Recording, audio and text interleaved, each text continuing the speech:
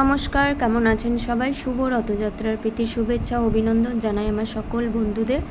এখন সন্ধে 6টা বাজে, 6টা নয় 6:30 এরকম বাজে। তো এখন যাচ্ছি কোথায়? শ্রীরামপুর। কিন্তু শ্রীরামপুর যাওয়ার কথা ছিল, কিন্তু সেখানে যাওয়া হলো না, তার কারণ আছে। তো চলুন।